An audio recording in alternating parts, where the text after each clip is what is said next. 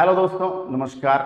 मैं बीके पाठक स्वागत करता हूं आप सभी का आपके अपने यूट्यूब चैनल राजस्थान परीक्षा पर। और एडब्ल्यू टीपीओ की जो एग्जाम्स हैं दोस्तों, 2 से 3 दिन बाकी हैं। और अब वो समय है जहां पर एक एक प्रश्न जो आप पढ़ेंगे, एक एक घंटा जो आप चीजों को रिवाइज करेंगे, उसका बड़ा इम्पैक्ट आपकी तैयारी पे पड़ेगा। अंतिम समय पर आप किन टॉपिक्स को टच करते हैं, किस टाइप के क्वेश्चंस की प्रैक्टिस करते हैं, किस नए मेथड को, किस नए कंसेप्ट को सीख पाते हैं और क्या पेपर में आता है, बहुत बड़ा लिंक है इसके बीच में।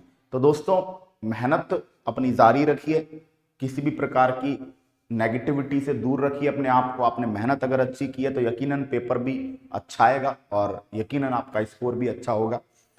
हमारा आज की क्लास का टारगेट है कि हम लोग लगभग 70 से 80 क्वेश्चन को रैपिड फास्ट वर्जन में, क्योंकि आज की क्लास जो है वो लाइव नहीं हो पा रही थी, दैट्स इट्स रिकॉर्डेड क्लास, और ये ज्यादा आपके लिए जो है प्रोडक्टिव रहेगी, ज्यादा आपको क्वेश्चंस मिलेंगे। क्यों? क्योंकि बातचीत नहीं होगी आज की क्लास में, प्रॉपरली हम क्वेश्चंस को डिस्कस करेंगे बिल्कुल फुल फास्ट स्पीड में। जिस बच्चे को पढ़ना है, जिस बच्चे को सीखना है, उस बच्चे को 70 से 80 क्वेश्चन का मटेरियल देने की मेरी योजना है। तो चलिए करते हैं स्टार्ट और विदाउट एनी डिले। आइए, पहला क्वेश्चन आपके सामने। 50 किलोग्राम द्रव्यमान की वस्तु 20 मीटर पर सेकंड के वेग से गतिशील है। इस वस्तु को रोकने के लिए 500 न्यूटन का फोर्स लगाया जाए तो वस्तु कितनी दूर पर जाकर रुकेगी। दोस्तों, मैंने आपको बोला था किसी भी वस्तु को रोकने के लिए किया गया कार्य, कोई भी गतिशील वस्तु है, कोई भी मूविंग ऑब्जेक्ट है, किसी भी गतिशील वस्तु को रोकने में किया गया कार्य, किसी भी गतिशील वस्तु को रोकने के लिए किया गया कार्य जो होता है वो उस वस्तु की काइनेटिक एनर्जी के बराबर होता है। भाई, अगर आप किसी वस्तु को रोकना चाहते हैं तो उस वस्तु की गतिज ऊर्जा जीरो करिए। क्यों? क्योंकि रुकना मतलब वेलोसिटी जीरो, और वेलोसिटी जीरो मतलब काइनेटिक एनर्जी जीरो। तो यानी अगर आप किसी वस्तु को रोकना चाहते हैं तो आपको उसकी काइनेटिक एनर्जी के बराबर वर्क करना पड़ेगा अपोजिट डायरेक्शन में। बताओ वर्क क्या होता है? एफ इंटू डी, बल इंटू विस्थापन। काइनेटिक एनर्जी क्या होती है? Half m v square. अब वो आपसे पूछ रहा है कि मतलब मान लो रोक कोई ऑब्जेक्ट आ रहा है ऐसे, आपने उसको रोकने के लिए फोर्स लगाया, लेकिन उस ऑब्जेक्ट में ताकत ज्यादा है, वो आपको ऐसे धकेलता ले गया पीछे, समझ गए क्या? तो कितनी दूरी पर जाकर रुकेगा वो, ये बात चल रही है। तो एफ हमारे पास कितना है? 500 न्यूटन दिया हुआ है। डी आपसे पूछ रहा है हाफ। एम की वैल्यू कितनी है बताइएगा? एम की वैल्यू यहाँ पे 50 है और उसकी स्पीड कितनी है सर? 20। 20 का स्क्वायर कितना हो जाएगा? 400। बोलो ठीक है। जब हम इसे सॉल्व करेंगे तो 50 से कट जाएगा कितनी बार? 10 बार। ठीक है। और 10 से कट जाएगा कितनी बार? 40 बार। कटेगा नहीं कटेगा? और 2 से कट जाएगा कितनी बार? 20 बार।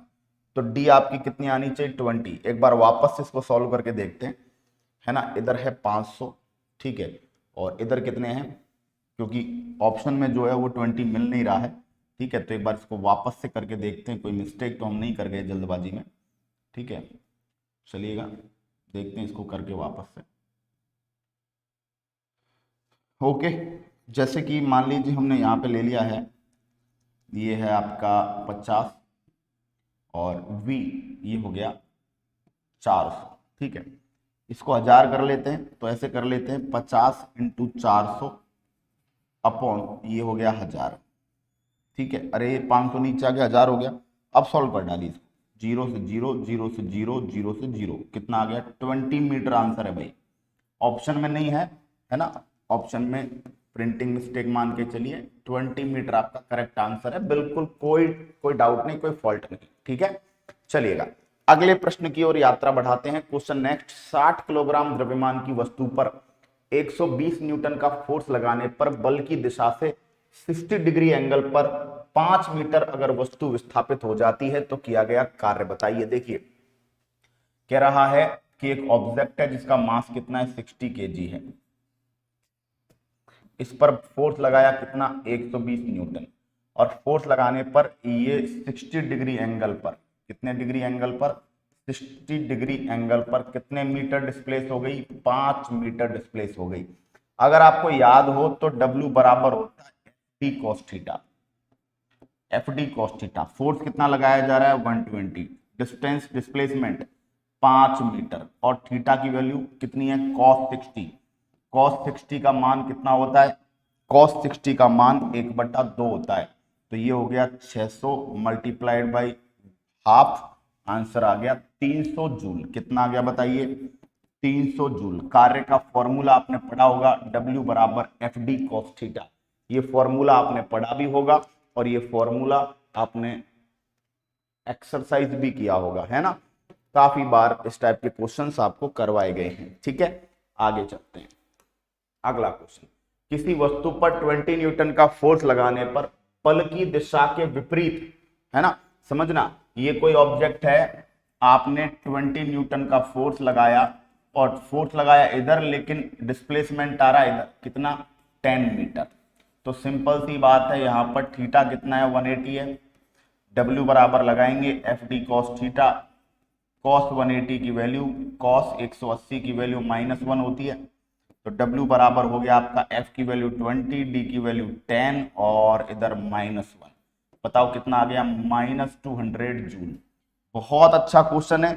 जो लोग सीधा कार्य का फॉर्मूला समझते हैं, ये कि कार्य बराबर होता है बल इंटू विस्थापन, कार्य बराबर होता है फोर्स इंटू डिस्प्लेसमेंट, वो बेटा क्या करेंगे, वो 20 को 10 से मल्टीप्लाई करेंगे, आंसर 200 आएगा और 200 भी ऑप्शन में बैठा हुआ है। ठीक है, लेकिन इस 200 को आंसर नहीं करना, आप भी चूक गए, इस 200 को आंसर नहीं करना, आपको आंसर 9 बीच करना है, क्योंकि आंसर -200 जूल आ रहा है। ठीक है, याद रखना, नेगेटिव होगा कार्य, ये नहीं करना, समझ गए। सबसे पहले इसी को करने का मन करेगा, लेकिन नहीं करना है। क्यों नहीं करना है, क्योंकि हमारा जो वर्क आ रहा है वो नेगेटिव आ रहा है, ये जो वैल्यू आ रही है वो पॉजिटिव आ रही है, तो हम आंसर नन ऑफ दीज करेंगे, ध्यान दीजिएगा। ठीक है, या फिर नेगेटिव 200 का ऑप्शन होगा तो हम उस पर टिक करेंगे। ठीक है, अगला प्रश्न, 50 किलोग्राम की वस्तु को जमीन से 20 मीटर की ऊंचाई पर उठाए रखने के लिए, देखिएगा एक वर्ड मिलेगा आपको होल्ड, मैंने बोला था जब बात होल्ड की आए तो वर्क 0 कर देना। क्यों, क्योंकि आपने उठाए रखा है, आपने उठाया नहीं है। अगर लिफ्ट करना वर्ड आता, लिफ्ट नीचे से ऊपर उठाना, तो हम कार्य निकालते स्थितिज ऊर्जा से और फॉर्मूला लगाते mgh, लेकिन वहां कह रहा है एग्जामिनर होल्ड किया है आपने, होल्ड, और होल्ड करने का मतलब है कि आपने विस्थापन 0, है ना, और विस्थापन 0 तो बेटा कार्य भी 0। बोलो बात समझ में आ गई क्या? ठीक है, अगला प्रश्न देखिएगा, किसी वस्तु के वेग को डबल कर दें, काइनेटिक एनर्जी में कितना प्रतिशत चेंज होगा? बहुत प्यारा क्वेश्चन, देखिएगा के बराबर होता है ½ mv²। अब मास के बारे में तो कुछ बोला नहीं है, एग्जामिनर ने कहा है कि वेग को डबल कर दिया, सिंपल सी बात है, के इज प्रोपोर्शनल टू v² हो गया। अगर इसको डबल किया तो डबल का स्क्वायर 4, और अगर ये 4 गुना तो प्रोपोर्शनल का रिलेशन है, गतिज ऊर्जा 4 गुना हो जाएगी। अब वो आपसे पूछ रहा है परिवर्तन कितना हुआ, और वो भी कितने प्रतिशत का। प्रतिशत कैसे निकालते हैं? प्रतिशत निकालते हैं चेंज अपॉन इनिशियल इंटू 100। कितना परिवर्तन हुआ, कितने पर परिवर्तन हुआ, 100। चेंज कितने का हुआ, देखो अभी हो गया 4 गुना, पहले कितना था 1 गुना, कितने पर हुआ है परिवर्तन, 1 गुने पर, इंटू 100। बोलो चेंज कितने परसेंट का, 300% का। अरे सिंपल सी बात है, कोई संख्या खुद का 4 गुना हो गई है, इसका मतलब वो खुद का 400% हो चुकी। अब आपसे पूछ रहा है चेंज कितना हुआ, भाई 100% तो कोई भी नंबर खुद का हमेशा होता है। मैं आपसे कहूं कि 10, तो 10 का 100% है। कोई भी नंबर अपने आप में खुद का 100% होता है हमेशा। Each number is 100% of its always, है ना, मतलब कोई भी संख्या हमेशा और हमेशा खुद का 100% होती है। 5 का 100% है, 20 का 100% है। ठीक है, तो कोई भी नंबर अपने आप में खुद का 100% होता है, और अभी वो हो गया 400%, 100% था, हो गया 400%, चेंज कितना 300। ठीक है, तो फाइनल ऐसे भी करते हैं, इसको ऐसे भी करते हैं, फाइनल माइनस इनिशियल, उससे चेंज निकल जाता है, final minus initial upon initial into 100, है ना, ये फॉर्मूला भी लगाते हैं। तो 4 - 1 अपॉन 1 इंटू 100, बात समझ में आ गई क्या?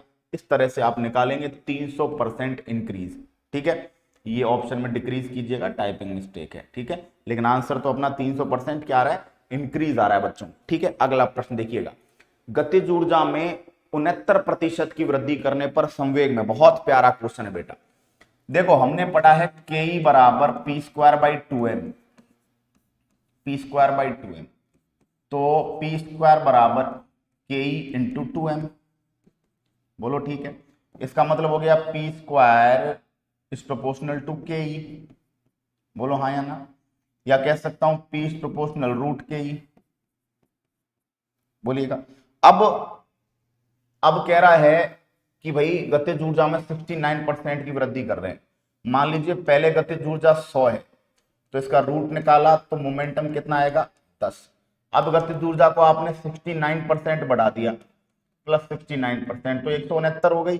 169 का रूट लोगे तो बताओ कितना आया 13। समझना। अब एग्जामिनर आपसे कह रहा है भाई जब गतिज ऊर्जा 100 थी तो मोमेंटम कितना आ रहा था 10। जब गतिज ऊर्जा 169 यानी 69% की ग्रोथ कर दी तो बताओ कितना आ रहा है 13। मुझे बताओ यहां कितना चेंज हुआ, बताओ 10 पे चेंज हुआ 3 का कितने परसेंट 30% प्लस। तो याद रखना अगर अगर अगर ये याद रखना अगर गतिज ऊर्जा को 69% बढ़ाओगे तो मोमेंटम संवेग कितना बढ़ेगा 30% प्लस हो जाएगा।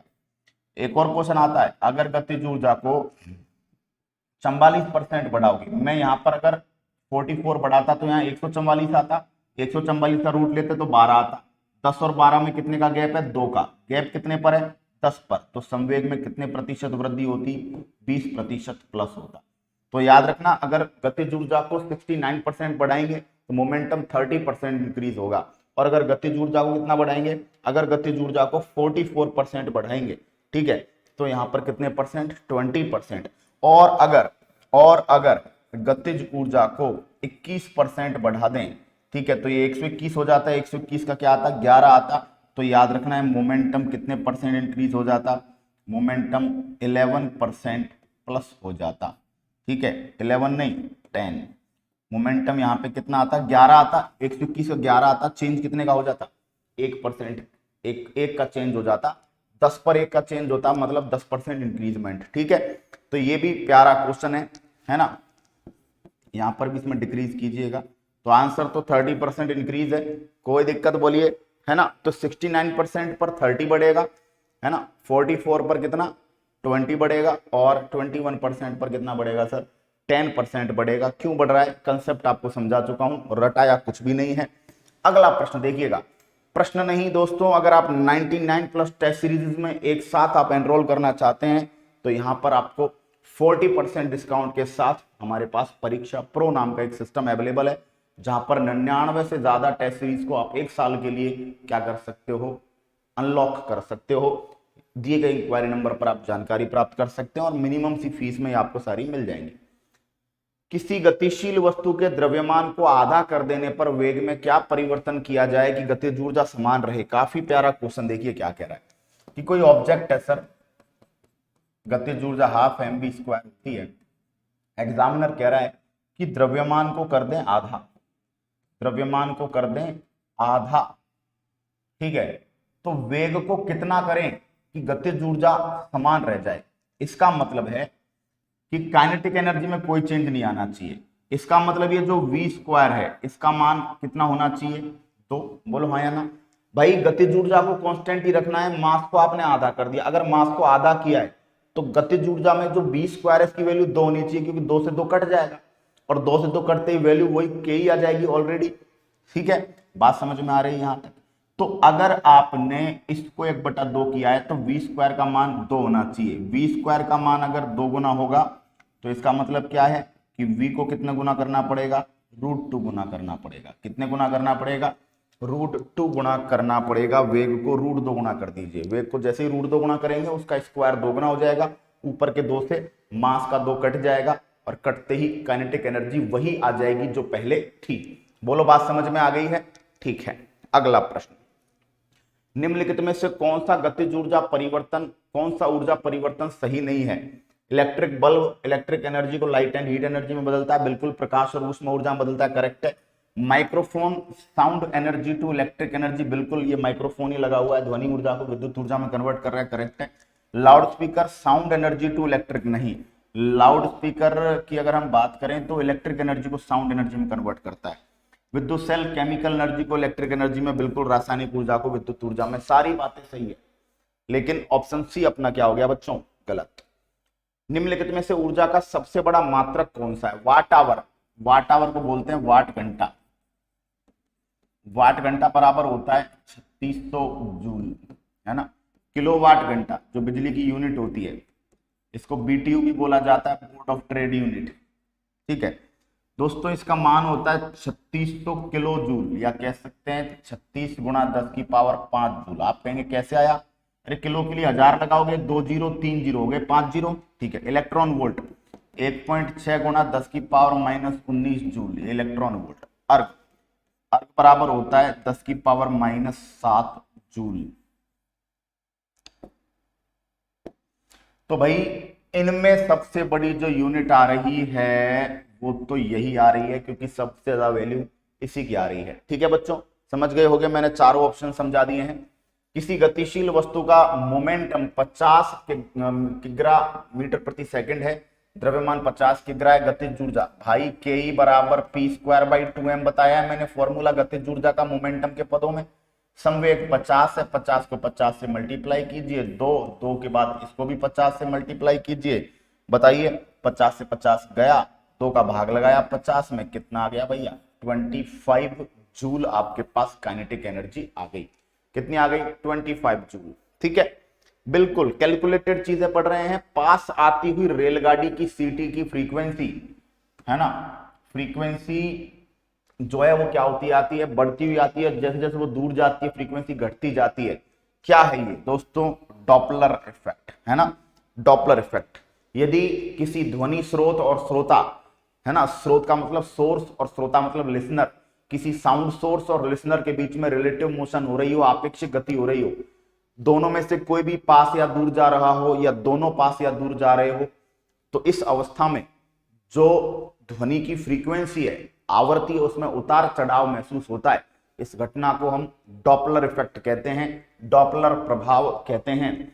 अगला प्रश्न देखिएगा, आर्द्र वायु में ध्वनि का वेग शुष्क वायु की तुलना में अधिक होता है ना। The velocity of sound in moist air is greater than that in dry air because, आपसे पूछ रहा है ऐसा क्यों हो रहा है कि नमी युक्त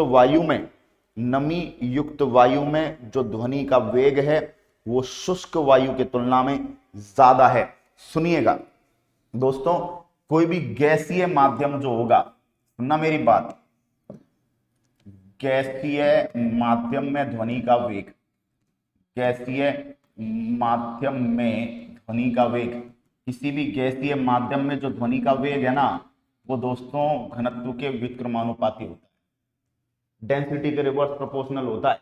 ठीक है, और जो आर्द्र वायु की डेंसिटी है वो शुष्क वायु की तुलना में कम है, याद रखना। शुष्क वायु की डेंसिटी ज्यादा है, आर्द्र वायु की डेंसिटी कम होती है। ठीक है, कि उसमें वेपर पाई जाती है। तो जो आर्द्र वायु उसकी डेंसिटी कम है, ठीक है, आर्द्र वायु की डेंसिटी कम है, इसलिए वहां पर ध्वनि का वेग ज्यादा होता है। तो ऑप्शन देखिए, शुष्क वायु की तुलना में घनत्व अधिक होता है, नहीं, शुष्क वायु की तुलना में घनत्व कम होता है। That is the correct answer. ठीक है, क्वेश्चन नेक्स्ट, निम्नलिखित कथनों में से कौन सा कथन सही नहीं है? गैसों में ध्वनि तरंगों की प्रकृति लॉन्गिट्यूडाइनल होती है, अनुदैर्ध्य होती है, बिल्कुल करेक्ट है। 20 हर्ट्ज से कम आवृत्ति की ध्वनि तरंगे अपेक्षाकृत प्रबल होती है, नहीं। अरे भाई E बराबर h न्यू होता है किसी भी साउंड के लिए, है ना, न्यू बिल्कुल बोलते हैं फ्रीक्वेंसी को, तो फ्रीक्वेंसी ज्यादा तो प्रबलता ज्यादा।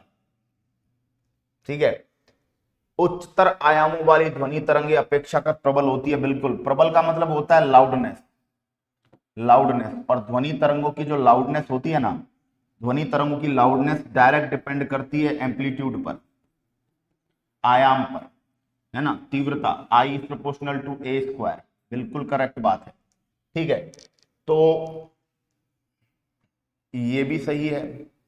उच्च श्रव्य आवृत्तियों वाली ध्वनि तरंगे तीक्ष्ण होती है, sound waves with higher audible frequencies are sharper. ठीक है, अब इनमें गलत कौन सा होगा? सुनना मेरी बात, ये कह रहा है 20 हर्ट्ज से कम आवृत्ति वाली तरंगे अपेक्षाकृत प्रबल होती है, तो स्टेटमेंट गलत हुआ ना। अरे स्टेटमेंट गलत हुआ ना। ये देखो मैं क्या बोल रहा हूँ, बराबर है, फ्रीक्वेंसी ज्यादा तो प्रबलता ज्यादा होनी चाहिए, एनर्जी ज्यादा होनी चाहिए। लेकिन यहां बंदा कह रहा है कि 20 हर्ट्ज से कम फ्रीक्वेंसी की जो ध्वनि तरंगे हैं वो ज्यादा प्रबल होती है, नहीं होगी प्रबल। ठीक है, हटाओ। उच्च श्रव्य आवृत्ति वाली ध्वनि तरंगे तीक्ष्ण होती हैं, बिल्कुल। देखिए तीक्ष्णता का मतलब होता है पिच, तारत्व, तारत्व। और जो तारत्व होता है वो डिपेंड किस पे करता है, फ्रीक्वेंसी पर। ठीक है, तो जिसकी फ्रीक्वेंसी ज्यादा होगी उसका तारत्व ज्यादा होगा। ठीक है, ये सही है, ये भी सही है, ये भी सही है, ये बात क्या कर दी, गलत कर दी। ठीक है, चलिए आगे बात करें। नेक्स्ट, निम्नलिखित में से किस प्रकार की तरंग का प्रयोग रात्रि उपकरण में किया जाता है? अरे धुंध में वीडियोग्राफी करनी हो, नाइट विजन के लिए काम में लेना हो, आप अवरक्त तरंगे काम में लेंगे। टीवी के रिमोट में भी कौन सी तरंगे काम में ली जाती है, इंफ्रारेड काम में ली जाती हैं। अगला प्रश्न देखिएगा, निम्नलिखित में से किस एक में ध्वनि की चाल सबसे अधिक 0 डिग्री सेंटीग्रेड पर वायु में 332 मीटर पर सेकंड होती है लगभग। 100 डिग्री सेंटीग्रेड पर तो 1 डिग्री सेंटीग्रेड तापमान बढ़ाने पर 0.61 मीटर पर सेकंड बढ़ जाती है। तो 100 डिग्री सेंटीग्रेड अगर प्लस किया तो कितनी बढ़ जाएगी, 61 मीटर पर सेकंड प्लस हो जाएगी। ठीक है, तो 332 में क्या जोड़ दीजिए, 61 जोड़ दीजिए, 393 मीटर पर सेकंड होनी चाहिए, है ना, सिद्धांत के आधार पर। ठीक है, क्लियर। उसके बाद बात करें जल में, उसके बाद बात करें लोहे में। अरे यार क्यों देख रहे हो ऑप्शन, लोहा सॉलिड है ना, चारों ऑप्शन देखते ही खेल हो जाता। सॉलिड में सबसे ज्यादा स्पीड होती है, लिक्विड में उससे कम होती है, गैसेज में उससे कम होती है, और वैक्यूम में तो 0 होती है। ध्वनि का वेग वैक्यूम में कितना होता है बच्चों, 0 होता है। और सॉलिड में भी बात करें तो सबसे ज्यादा एल्यूमिनियम में होता है, उसके बाद निकेल में होता है, उसके बाद स्टील में होता है ना। Top 1 aluminium, top 2 nickel and top 3 steel. इनमें सबसे ज्यादा वेलोसिटी ऑफ साउंड पाया जाता है। तो आंसर क्या बन गया बच्चों, लोहा। ठीक है, नेक्स्ट, एक जेट वायुयान 2 मैक के वेग से हवा में उड़ रहा है। यदि ध्वनि का वेग 332 मीटर पर सेकंड है तो वायुयान की चाल, देखिए मैक नंबर होता है, मैक नंबर होता है वायुयान की चाल, वायुयान की चाल अपॉन वायु में ध्वनि की चाल। वायु में जो ध्वनि की चाल होती है उससे कंपेयर करते हैं वायुयान की चाल। ठीक है, तो मैक आपको दिया हुआ है 2, इसकी स्पीड आपसे पूछ रहा है वायुयान की स्पीड, और वायु में ध्वनि की चाल 332 दी हुई है। तो वायुयान की स्पीड कितनी आ गई बताइए, ये आपके आ गई कितनी, 664, है ना। 664 का ऑप्शन कहीं नीचे है क्या अलग से, ये रहा 664 मीटर पर सेकंड। ठीक है, अरे भाई मैक नंबर कैसे निकालते हैं, मैक नंबर किसी भी एयरक्राफ्ट की या किसी भी वस्तु की चाल, उसमें नीचे भाग देते हैं वायु में ध्वनि की चाल, speed of sound in air, वो आपको देगा, है ना। जैसे 0 डिग्री सेंटीग्रेड पर 332 है, 25 डिग्री सेंटीग्रेड पर 346 है। तो आप जो क्वेश्चन में दिए गए डेटा के हिसाब से आप सॉल्व कर लेंगे। अगला प्रश्न, सोडियम परमाणु में कोर इलेक्ट्रॉन्स की संख्या, sodium atom has the number of core electrons. तो देखिएगा सोडियम जो बाह्यतम कक्षा के इलेक्ट्रॉन्स होते हैं, बाह्यतम कक्षा में पाए जाते हैं, संयोजी इलेक्ट्रॉन, वैलेंसी इलेक्ट्रॉन, किसी भी परमाणु के लिए बात कर लीजिए। और अन्य जो बचे हैं, अन्य इलेक्ट्रॉन जो होते हैं वो कोर इलेक्ट्रॉन कहलाते हैं, कोर इलेक्ट्रॉन। तो सोडियम का इलेक्ट्रॉनिक विन्यास लिखिए 1s2 2s2 2p6 3s1। ठीक है, जैसे आप ये लिखेंगे बाहरी कक्षा, पहली कक्षा में 2 इलेक्ट्रॉन हो गए, दूसरी कक्षा में 8 इलेक्ट्रॉन हो गए, तीसरी में 1। तो संयोजी इलेक्ट्रॉन्स की संख्या, नंबर ऑफ वैलेंसी इलेक्ट्रॉन्स की संख्या तो हो गई कितनी, 1। और जो अन्य बचे 10 वो क्या हो गए, कोर इलेक्ट्रॉन। कोर इलेक्ट्रॉन होते हैं संयोजी इलेक्ट्रॉन्स को छोड़कर बचे हुए इलेक्ट्रॉन्स क्या कहलाते हैं, कोर इलेक्ट्रॉन्स कहलाते हैं। ठीक है, यहां तक बात समझ में आ गई है। बिल्कुल एक एक क्वेश्चन बढ़िया तरीके से कर रहे हैं और आपको कम टाइम में ज्यादा क्वेश्चंस की अप्रोच भी यहां पर आपको मिल रही है। निम्नलिखित में से किसे हम न्यूक्लियन कहते हैं? न्यूक्लियन को बोला जाता है नाभिकीय कण, और नाभिकीय कण उन्हें कहा जाता है जो एटम के न्यूक्लियस में पाए जाते हैं, प्रोटॉन और न्यूट्रॉन। ठीक है, तो प्रोटॉन और न्यूट्रॉन, तो ऑप्शन बनेगा 2 और 3, है ना। 2 और 3, प्रोटॉन न्यूट्रॉन को न्यूक्लियन कहते हैं, इलेक्ट्रॉन को न्यूक्लियन नहीं माना जाता क्योंकि इलेक्ट्रॉन नाभिक में नहीं पाया जाता। अगला प्रश्न, निम्नलिखित में से कौन सा एक किसी तत्व के परमाणु क्रमांक को, किसी तत्व के एटॉमिक नंबर को कौन डिफाइन करता है? प्रोटॉन्स की संख्या, प्रोटॉन इलेक्ट्रॉन की संख्या, आयनों की संख्या, न्यूक्लियॉन्स की संख्या। देखो न्यूक्लियॉन्स की संख्या यानी प्रोटॉन और न्यूट्रॉन की संख्या, ये द्रव्यमान संख्या को बताती है। किसको बताती है? द्रव्यमान संख्या, एटॉमिक मास को बताती है, परमाणु द्रव्यमान को बताती है। ठीक है, लेकिन वो आपसे पूछ रहा है परमाणु क्रमांक, तो परमाणु क्रमांक बताता है प्रोटॉनों की संख्या, नंबर ऑफ प्रोटॉन्स। ठीक है, Z बराबर P। परमाणु क्रमांक किससे डिफाइन होता है? प्रोटॉन्स के नंबर से डिफाइन होता है। ठीक है, और न्यूक्लियॉन्स की संख्या किसको डिफाइन करती है? द्रव्यमान संख्या को डिफाइन करती है। ठीक है, आगे बढ़ जाएं। अगला प्रश्न देखिएगा, कैल्शियम परमाणु की बाहरी कक्षा में अधिकतम कितने इलेक्ट्रॉन होते हैं? How many electrons are found in the outermost orbit of calcium atom? Calcium atom की बाहरी कक्षा में अधिकतम कितने इलेक्ट्रॉन होते हैं? Calcium 1s2 2s2 2p6 3s2 3p6 4s2।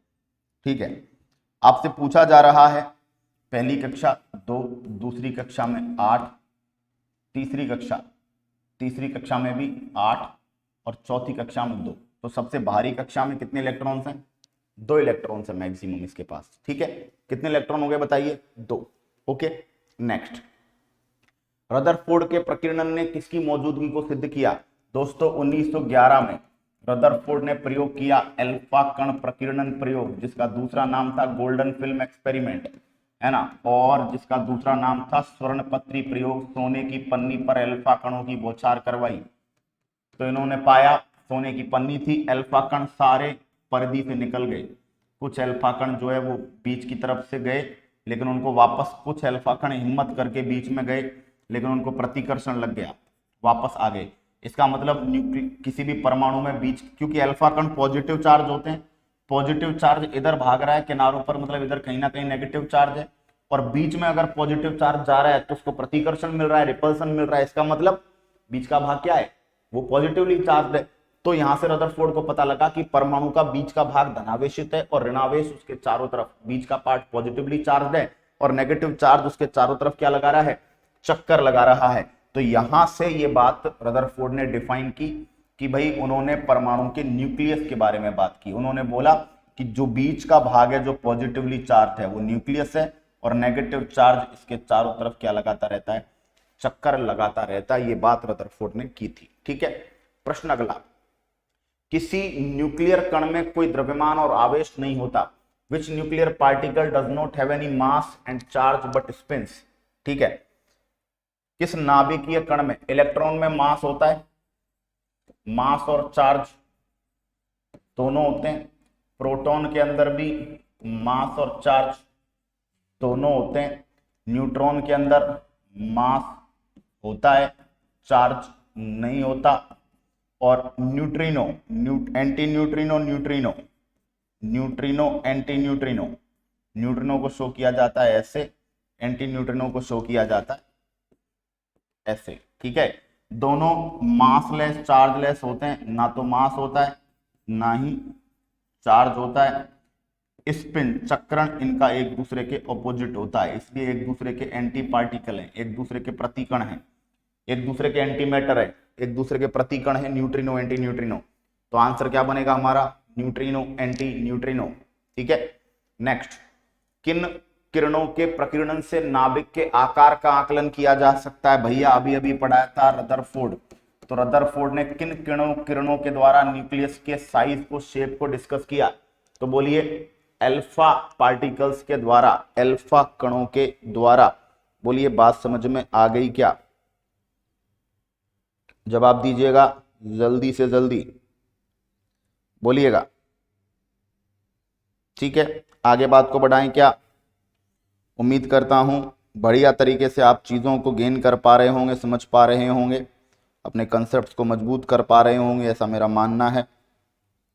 ठीक है, आगे बात करते हैं, कुछ सीखते हैं नया।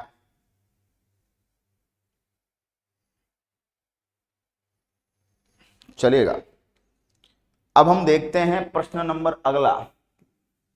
प्रोटॉन की ऊर्जा E, संवेग P तथा वेग कितना है उसमें सही संबंध बताना है। There is the correct relation between energy, momentum and velocity. भैया देखिएगा, एक्चुअली अगर मैं बात करूं तो एनर्जी जो होती है वो हाफ एम वी स्क्वायर, ठीक है। तो एनर्जी बराबर हाफ एम सी स्क्वायर लिख दें इसको, बोलो हाँ या ना, ठीक है, बोलिएगा, हाफ एम सी स्क्वायर लिख दें। प्रोटॉन की ऊर्जा, ठीक है, संवेग तथा वेग में सही संबंध P बराबर ई सी स्क्वायर, नहीं, P बराबर ई सी मोमेंटम है, E फॉर एनर्जी, नहीं नहीं नहीं नहीं। अब इसको हम बैलेंस कैसे करें, बैलेंस कैसे करें, 2 तो आ नहीं रहा है, ठीक है, तो मोमेंटम चाहिए हमें, और मोमेंटम कैसे निकाला जाएगा यार। प्रोटॉन की ऊर्जा आपको दी हुई है, जनरली देखा जाए तो ऊर्जा तो E बराबर एम सी स्क्वायर से निकलनी चाहिए, P बराबर, ठीक है, P बराबर m इंटू वी, वेग आपका दिया हुआ है क्या, वेग आपका दिया हुआ है c, और E बराबर होना चाहिए E बराबर एम सी स्क्वायर, अरे यार, ठीक है, E बराबर एम सी स्क्वायर से निकाल लेते हैं, ठीक है, अब निकल जाएगा। हम काइनेटिक एनर्जी पे अप्लाई कर रहे थे, E बराबर एम सी स्क्वायर, तो ये P बराबर एम बी की जगह एम सी लिख दूं, V की जगह C, ठीक है, तो इसमें से एम सी इंटू सी अलग कर लें, तो E बराबर क्या हो जाएगा P इंटू सी, तो P बराबर क्या हो जाएगा E अपॉन सी, बोलो हाँ या ना, P बराबर E अपॉन सी है क्या, बिल्कुल है। दोबारा समझिए, काइनेटिक एनर्जी नहीं लगानी है आपको, आपको ये लगाना E बराबर एम सी स्क्वायर, ये भी तो है भाई आइंस्टाइन का रिलेशन E बराबर एम सी स्क्वायर, ठीक है, और मोमेंटम P बराबर होता है m इंटू वी, लेकिन वेग को उन्होंने C लिखा हुआ है तो हमने m इंटू सी लिख दिया, वेग को C लिखा ही है, तो एम सी स्क्वायर में से हमने एम सी और C, ये हो गया m c square, m c को हमने क्या लिख दिया P, तो हमारा आंसर आ गया P बराबर E अपॉन सी, ठीक है। चलिएगा अगला प्रश्न, रासायनिक तत्व के अणु के संदर्भ में चुंबकीय क्वांटम नंबर, देखिए 4 क्वांटम नंबर है, N L M S, मैं चारों का बता देता हूं, मुख्य क्वांटम संख्या, द्विगंशी एजीमुथल क्वांटम नंबर, उसके बाद चुंबकीय क्वांटम संख्या, और उसके बाद चक्रण क्वांटम संख्या, 4 चीजें हमारे पास। एन, इससे पता चलता है कक्षा कोश, कक्षा कोश पता लग जाएगा, साइज भी पता लग जाएगी, साइज पता लग जाएगी, ऊर्जा पता लग जाएगी। इससे पता चलता उपकक्षा, उपकक्षा मतलब इलेक्ट्रॉन एस में है, पी में है, डी में है या एफ में, इस बात का पता चलेगा। इससे पता चलेगा कक्षक कि इलेक्ट्रॉन किस कक्षक में, और कक्षक पता चल गया तो आपको इलेक्ट्रॉनिक विन्यास भी पता चल जाएगा, अभिविन्यास है ना, कॉन्फ़िगरेशन। और इससे पता चलता है स्पिन कि क्लॉकवाइज है, कि चक्रण क्लॉकवाइज हो रहा है या एंटी क्लॉकवाइज हो रहा है। तो 4 प्रकार की क्वांटम संख्याएं हैं आपके पास, चारों क्वांटम संख्याओं से आपको जो जानकारियां मिलती है किस किस की मिलती है, पहली से कक्षा कोश जिसको बोला जाता है शेल, दूसरी से सब शेल, तीसरी से ऑर्बिटल, चौथी से स्पिन, ठीक है। तो चुंबकीय क्वांटम संख्या से आपको अभिविन्यास, कॉन्फ़िगरेशन, इलेक्ट्रॉन का कॉन्फ़िगरेशन कि इलेक्ट्रॉन कहां कहां कब कितनी संख्या में मौजूद है, उनका कॉन्फ़िगरेशन आपको पता चलता है किससे, चुंबकीय क्वांटम संख्या से। अगला प्रश्न चलते हैं, चारों क्वांटम नंबर्स के बारे में बेसिक जानकारी आपको दे दी है, 1s2 2s2 2p6, ये किसका इलेक्ट्रॉनिक विन्यास है, 2 2 4 6 10 इलेक्ट्रॉन होने चाहिए। सोडियम प्लस, बिल्कुल 11, 11 में से घटा दो 10, नियोन में भी 10, ठीक है। मैग्नीशियम प्लस 2, 12 में से 2 घटा दो 10, नियोन में 10, बिल्कुल ठीक है। एल्यूमिनियम 13 में से 3 घटा दो 10, और नियोन में भी 10, सब में 10-10 इलेक्ट्रॉन्स हैं, तो ऑल ऑफ दीज, ये सभी का इलेक्ट्रॉनिक विन्यास है भाई, है ना, सब में 10-10 इलेक्ट्रॉन्स हैं, तो सभी का इलेक्ट्रॉनिक विन्यास है ये। अगला प्रश्न देखिएगा, स्वर्ण पत्र से किसके प्रकीर्णन का अध्ययन करके रदरफोर्ड ने न्यूक्लियस की खोज की, बिल्कुल अल्फा पार्टिकल, 2He4 प्लस में 2, बोलो हाँ या ना, स्वर्ण पत्री प्रयोग, ठीक है। अल्फा पार्टिकल क्या होता है, अल्फा पार्टिकल हीलियम का नाभिक होता है ना, हीलियम नाभिक, हीलियम न्यूक्लियस को ही अल्फा पार्टिकल कहते हैं, ठीक है। आगे बात करिए, एक परमाणु में 9 इलेक्ट्रॉन तथा 10 न्यूट्रॉन है, द्रव्यमान संख्या, देखिए अगर 9 इलेक्ट्रॉन है तो 9 ही प्रोटॉन होंगे, जब तक कि आपको चार्ज अलग से ना दे, अगर चार्ज नहीं बताया गया है तो प्रोटॉन इलेक्ट्रॉन बराबर है, 9 प्रोटॉन 10 न्यूट्रॉन। मास नंबर होता है ए बराबर पी प्लस एन, तो मास नंबर 9 प्लस 10 बराबर हो गया कितना, 19, कितना हो गया बताइए, 19 मास नंबर। ठीक है, आंसर इज 19। अगला क्वेश्चन, एल्यूमिनियम का मास 27 है, मास नंबर, इलेक्ट्रॉन्स की संख्या कितनी होगी? एल्यूमिनियम, एल्यूमिनियम में परमाणु क्रमांक या प्रोटॉनों की संख्या 13 होती है। जितने प्रोटॉन होते हैं उतने ही इलेक्ट्रॉन्स होते हैं, जब तक कि चार्ज आपको नहीं दिया हुआ है। अगर चार्ज दे रहा है प्लस चार्ज तो इलेक्ट्रॉन घटा देंगे, माइनस चार्ज दे रहा है तो इलेक्ट्रॉन के लिए क्या कर देंगे? जोड़ देंगे। 27 है, ये 13 है। अगर आपसे इसी क्वेश्चन में न्यूट्रॉन पूछता तो आप ये संख्या घटा देते तो न्यूट्रॉन आ जाते आपके 14। ठीक है, तो ये विशेष रूप से याद रखिएगा, इलेक्ट्रॉन्स की संख्या वही होगी जो प्रोटॉन्स की संख्या है। ठीक है, अगला प्रश्न, प्रोटॉन का द्रव्यमान डैश डैश डैश यूनिट और उसका चार्ज। तो प्रोटॉन के मास को भी 1 यूनिट मानते हैं और प्रोटॉन के चार्ज को भी 1 यूनिट माना जाता है ना। तो मास को 1 यूनिट मापते हैं, चार्ज को +1 मापते हैं। मापते नहीं मापते? बिल्कुल ठीक है, क्लियर हुई बात यहां तक। नेक्स्ट, अगर तरबूज एक एटम है तो लाल वाला भाग पॉजिटिव चार्ज है और बीज जो है वो नेगेटिव चार्ज है। ये मॉडल थॉमसन का मॉडल है, जिसे प्लम पुडिंग मॉडल या Christmas pudding model, plum pudding model जिसे कहा गया, प्लम पुडिंग मॉडल या वाटरमेलन मॉडल, किसका मॉडल है? थॉमसन का मॉडल है। ठीक है, बात समझ में आई यहां तक। नेक्स्ट क्वेश्चन, किसी तत्व अथवा यौगिक के एक अणु में उपस्थित परमाणुओं की संख्या, the number of atoms found in a molecule और कंपाउंड इज कॉल्ड एटॉमिसिटी। जैसे H2SO4, अब H2SO4 में कितने एटम है? दो हाइड्रोजन, 1 सल्फर और 4 ऑक्सीजन, 7। तो ये 7 क्या है? ये इसकी एटॉमिसिटी है, ये इसकी परमाणुकता है। जैसे आपसे पूछ लिया जाए ग्लूकोज की परमाणुकता बताइए, तो ग्लूकोज में 6 कार्बन है, 12 हाइड्रोजन है और 6 आपके पास ऑक्सीजन है। तो 12 6 18 6 24 इसकी एटॉमिसिटी है। इसकी परमाणुकता कितनी है? इसकी एटॉमिसिटी कितनी है? 24। बात समझ में आ गई क्या? तो एटॉमिसिटी कैसे डिफाइन होती है? Atomicity are the number of atoms present in a molecule और कंपाउंड।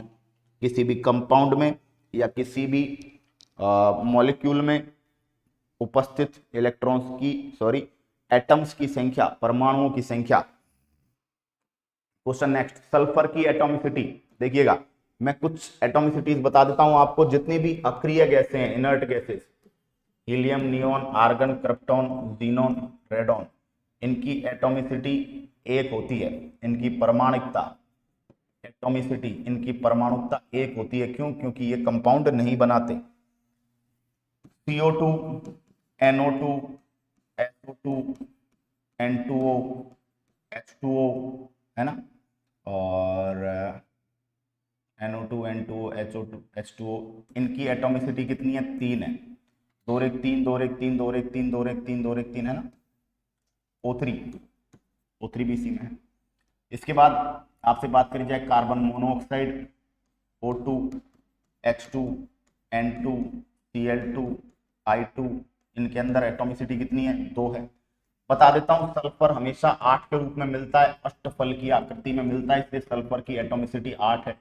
और फास्फोरस हमेशा 4 एटम्स के रूप में मिलता है, इसलिए फास्फोरस की आकृति चतुष्फल की होती है, टेट्राहेड्रल, ऑक्टाहेड्रल, है ना। और एटॉमिसिटी इनकी 8 और 4, सल्फर की 8, फास्फोरस की 4। ये विशेष रूप से याद रख लीजिएगा। ठीक है, बाकी एटॉमिसिटी तो आप निकाल लेंगे। पदार्थ के उस सूक्ष्मतम कण को क्या कहते हैं जो स्वतंत्र अवस्था में नहीं पाया जाता? Very important, the smallest particle which is not found in independent stage, that is atom. और स्मॉलेस्ट पार्टिकल जो स्वतंत्र अवस्था में पाया जाता है, तो परमाणु के बाद सेकंड नंबर पे आएगा अणु। ठीक है, तो परमाणु तक बात हुई। नेक्स्ट, पदार्थ के सूक्ष्मतम कण को क्या कहते हैं जो स्वतंत्र अवस्था में रह सकता है? अब उत्तर अणु करोगे। इंडिपेंडेंटली नहीं पाया जाता एटम, इंडिपेंडेंटली पाया जाता है मॉलिक्यूल। ठीक है, नेक्स्ट, निम्नलिखित में से कौन सा एक परमाणु के है? बिल्कुल हीलियम अक्रिय गैस है, 1 परमाणु के। ऑक्सीजन 2 परमाणु के। फास्फोरस 4 परमाणु के। सल्फर 8 परमाणु के। ठीक है, तो अभी अभी बताकर आया हूं आपको, बिल्कुल रैपिड वर्जन में आज रिवीजन। फास्फोरस के अणु में कितने परमाणु पाए जाते हैं? 4 पाए जाते हैं, ये भी डिस्कस अभी अभी हुआ है। निम्नलिखित में से कौन प्राकृतिक सूचक? दोस्तों इंडिकेटर, इंडिकेटर वे पदार्थ होते हैं, इंडिकेटर वे सब्सटेंसेस होते हैं या वे पदार्थ हैं जिनसे हमें किसी विलयन की, किसी घोल की अम्लीयता या क्षारीयता का, एसिडिटी या उसकी जो एल्कलाइन नेचर उसका पता लगता है। तो नेचुरल इंडिकेटर प्राकृतिक सूचकों में रेड कैबेज, लाल पत्ता गोभी, हल्दी, पिटूनिया, हाइड्रेंजिया प्राकृतिक है। वनीला, प्याज, लौंग का तेल प्राकृतिक तो है ही, साथ ही साथ ये ऑल्फैक्टरी इंडिकेटर है। ऑल्फैक्टरी का मतलब गंधीय सूचक है, ये गंध के द्वारा अम्ल और क्षार का पता लगवाते हैं, ठीक है। और लिटमस, जेरेनियम, ये भी नेचुरल है। Natural natural natural, answer none of these, ठीक है। एनसीईआरटी में दिया हुआ है, एक एक नाम उठा के देख लेना एनसीईआरटी का, अम्ल और क्षार। नेक्स्ट, कौन अम्लों के साथ क्रिया करके लवण और जल नहीं बनाएगा? देखो बेटा समझो, अम्ल के साथ क्रिया करके क्षार जो होते हैं वो क्या बना लेते हैं? लवण और जल, ठीक है। तो आपसे पूछ रहा है कौन अम्ल के साथ क्रिया करके क्षार और जल नहीं बनाएगा? अम्ल के साथ क्रिया करके लवण और जल नहीं बनाएगा, तो क्षार तो बनाएंगे। धातु ऑक्साइड की प्रकृति भी क्षारीय होती है, तो ये भी बनाएंगे, लेकिन अधातु ऑक्साइड की प्रकृति अम्लीय होती है, और अम्ल अम्ल के साथ मिलकर लवण का निर्माण नहीं करेगा, इसलिए आंसर क्या हो गया? ठीक, बात समझ में आ गई क्या? भाई क्षार तो करेंगे ही अम्लों के साथ लवण का निर्माण, और जो धातु ऑक्साइड है वो भी एक तरीके के क्षार ही होते हैं, समझ गए? तो वो भी अम्लों के साथ मिलकर लवण बनाएंगे, लेकिन जो अधातु ऑक्साइड वो अम्लीय है, और अम्ल अम्ल आपस में क्रिया करके लवण और जल नहीं बनाएंगे। क्षार होते हैं एल्कली, क्षार एल्कली, जल में घुलनशील भस्म, जल में घुलनशील भस्म या जल में घुलनशील क्षारक, बेस, जल में घुलनशील जो बेसिस होते हैं वो एल्कली कहलाते हैं। स्वाद में खट्टे हैं, बिल्कुल ठीक है। जल में घुलनशील है, ठीक है। ग्रुप 1 और ग्रुप 2 के हाइड्रोक्साइड होते हैं, बिल्कुल, MgOH का whole twice, NaOH, KOH, CaOH का होल ट्वाइस। ग्रुप 1 और ग्रुप 2 के जो मेटल हैं उनके जो हाइड्रोक्साइड है वो आते हैं क्या? एल्कली में, उन्हें बोलते हैं क्षार। और ये कैसे होते हैं? सोपी इन टच होते हैं, है ना, साबुन जैसे चिकने होते हैं। इनमें एक स्टेटमेंट गलत गया, पता है कौन सा? ये है ना, स्वाद में खट्टे तो अम्ल होते हैं, अम्ल होते हैं खट्टे, और जो क्षार होते हैं ना वो तो कड़वे होते हैं, they are bitter in taste, है ना। तो अम्ल स्वाद में कैसे होते हैं? कड़वे होते हैं, सॉरी, अम्ल खट्टे होते हैं, है ना, और क्षार कैसे होते हैं? कड़वे। तो पहला ऑप्शन गलत, पहला ऑप्शन गलत, तो बी सही, सी सही, डी सही, बी सही, सी सही, डी सही, तो ई सही, ठीक है। क्लियर हुई बात? ध्यान से देखकर समझ गए होंगे, पहला ऑप्शन तो बिल्कुल क्लियर कट दिख जाता है। अगला प्रश्न, जल में अम्ल या क्षार मिलाने की प्रक्रिया, दोस्तों एंडोथर्मिक एक्सोथर्मिक पढ़ा होगा। जब वाटर में आप एसिड या वाटर में आप बेस मिलाओगे, रिएक्शन विल बी एक्सोथर्मिक, हमेशा और हमेशा ऊष्मा का त्याग होगा, और रिएक्शन कैसी होगी? रिएक्शन आपके एक्सोथर्मिक होगी, ऊष्मा का त्याग किया जाएगा। बात समझ में आ गई क्या? ठीक है, तो बिल्कुल एक बार सेशन को बढ़िया तरीके से आप शेयर कर दीजिएगा, फुल फास्ट स्पीड में। आज केवल क्वेश्चन क्वेश्चन क्वेश्चन, ताकि आपका रिवीजन बेटर तरीके से हो और आप बढ़िया सा जो है सीख पाए। आप गलत मिलान छांट डालिए भैया, गलत मिलान छांट डालिए, और गलत मिलान देखिए क्या कह रहा है, find out the wrong match. Linolenic अम्ल, बिल्कुल ये तीनों जो हैं ये क्या है? असंतृप्त वसा अम्ल हैं, अनसैचुरेटेड फैटी एसिड्स, असंतृप्त वसा अम्ल। असंतृप्त वसा अम्ल जो होते हैं ये बॉडी के लिए अच्छे होते हैं, स्पेशली हार्ट के लिए अच्छे होते हैं, ठीक है। जो अनसैचुरेटेड फैटी एसिड होते हैं ये हार्ट या सर्कुलेशन के लिए अच्छे होते हैं, हार्ट के लिए अच्छे होते हैं, और इनमें आपके पास नाम है ओमेगा 3, ओमेगा 6, ओमेगा 9। लिनोलिक अम्ल ओमेगा 3 को बोलते हैं, लिनोलिक अम्ल ओमेगा 6 को बोलते हैं, और ओलिक अम्ल ओमेगा 9 को बोलते हैं। तो ये गलत हो गया, यहाँ पे क्या होना चाहिए था? ओमेगा 6, ठीक है। लिनोलिनिक अम्ल ओमेगा 3 जो है ये अलसी में सबसे ज्यादा पाया जाता है, अलसी, फ्लैक्सीड, है ना, और ये कोलेस्ट्रॉल को कम करते हैं बॉडी के अंदर, कोलेस्ट्रॉल घटाते हैं, आपके ब्लड सर्कुलेशन में जो अटैक जैसी संभावनाएं हैं उनको कम करते हैं, ठीक है। अगला प्रश्न, गलत छांटिए। अम्लीय वर्षा का पीएच मान, एसिड रेन दोस्तों, अम्लीय वर्षा जिसमें SO2 और NO2 जैसी जो गैसें होती हैं वो बरसात के पानी के साथ मिलकर और वो H2SO4 और HNO3 जैसे सल्फ्यूरिक अम्ल, नाइट्रिक अम्ल के रूप में धरातल पर आती है। कभी कभी CO2 भी जब ज्यादा होती है तो वो भी जल से क्रिया करके और एक अम्ल बना लेती है जिसका नाम है कार्बोनिक अम्ल। कभी कभी अम्लीय वर्षा में थोड़ा बहुत ये भी होता है, बट अम्लीय वर्षा उस बरसात को कैटेगराइज किया जाता है अकॉर्डिंग टू एनसीईआरटी जिसका पीएच मान 5.6 से कम हो। ठीक है, दांतों के लिए नुकसानदायक पेयजल पीएच मान ये 5.6 नहीं है, 5.5 है। अगर पीने के पानी का पीएच 5.5 से कम है तो वो दांतों के लिए नुकसान पहुंचाता है। मानव शरीर का पीएच बिल्कुल 7 से 7.8 रेंज है, बिल्कुल करेक्ट है। और पीएच में अगर 0.2 का भी चेंज आ जाए, क्यों? क्योंकि हमारा जो ब्लड है ना वो एक बफर सॉल्यूशन है, वो एक बफर सॉल्यूशन है। और बफर सॉल्यूशन क्या होता है? बफर विलियन वो होता है जिसके पीएच में परिवर्तन करना आसान नहीं है, या जिसकी पीएच में परिवर्तन होगा तो तब होगा जब बहुत ज्यादा चेंजेज होंगे। तो अगर 0.2 का भी चेंज पीएच में आ रहा है तो इससे पता चल जाता है कि कहीं ना कहीं चेंजेस बहुत बड़े हैं, कहीं ना कहीं बहुत ज्यादा चीजें ऐड हुई है, बहुत ज्यादा मिलावट है ब्लड के अंदर। ठीक है, तो चारों ऑप्शंस में से ऑप्शन नंबर बी आपका यहाँ पे गलत आपका प्रूव हो चुका है। आगे बात कर लेते हैं, और आगे बात आपका आ रहा है, देखिएगा। मधुमक्खी के डंक नेटल पादप के डंकनुमा बाल चुभने पर क्या लगाएं? देखिए, मधुमक्खी के डंक और इनमें होता है फॉर्मिक एसिड, एसिड होता है। एसिड को न्यूट्रल करने के लिए आप क्या लगाएंगे? बेस। बट स्ट्रॉन्ग बेस नहीं लगाएंगे, वीक बेस लगाएंगे, दुर्बल क्षार लगाएंगे। क्यों? क्योंकि स्ट्रॉन्ग बेस तो स्किन को नुकसान पहुंचाएगा, तो हम दुर्बल क्षार लगाएंगे। अब दुर्बल क्षार कौन कौन है इनमें से? ऑप्शन देखिएगा।